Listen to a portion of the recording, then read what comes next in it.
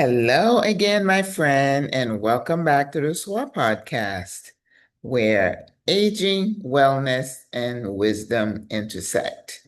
I am your host, Maggie Lazar, and I am delighted that you have stopped by to listen to this podcast. You have stopped long enough to get your dose of encouragement or uh, thoughtful thinking about things. The word escapes me. But you want to think a bit deeply before you head out to go about your day.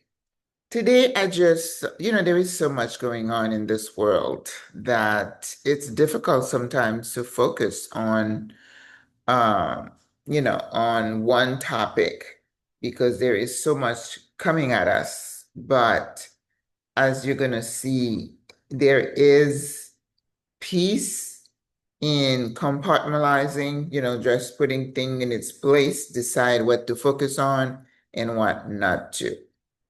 But today I want to talk about forgiveness, but self-forgiveness, forgiving yourself. When I talk about how important it is sometimes to go back and look at your childhood, because if you are feeling unsettled, you have unusual emotions, or you're withdrawn, or you're depressed, or you have a fear of certain things, it helps to have a therapist or someone help you go back there and see what could be the trigger for the behavior or for how you're feeling. But as we get older, I think one of the skills that is going to be so important for us to develop and nurture is self-forgiveness. You've heard me say it many times, give yourself grace. So I give myself grace. Well, it's not as easy as it sounds because it is something you have to practice and then you have to do for yourself. This is survival. This is self-care. So if you go back and look at your childhood, I am positive there are things that you're gonna wish didn't happen, right? But they did happen, and you cannot go back. So whatever it is, whether it's something that happened in your childhood, something you did with your kids. I mean, I'm appalled sometimes when I think back of how I used to deal with the kids, but no one gave me a how-to manual. So when I reach this side, I have to say, well, I didn't have this, didn't have that, didn't have the mentor to tell me that there was no manual. I did the best I could. Now, you go and you make things right, or you ask for forgiveness if you need to. But sis, you have to let it go.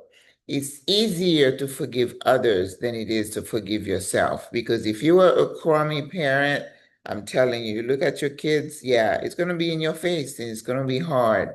But what you need to do, you have to get on that continual, uh,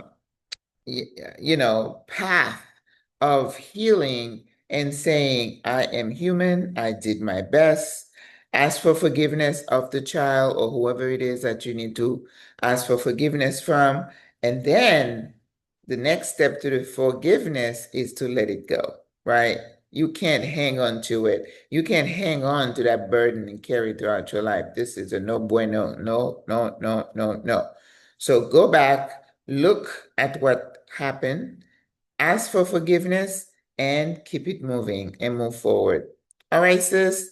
I know this one is a bit long, but I just wanted to be sure you understood how important it is for you to forgive yourself.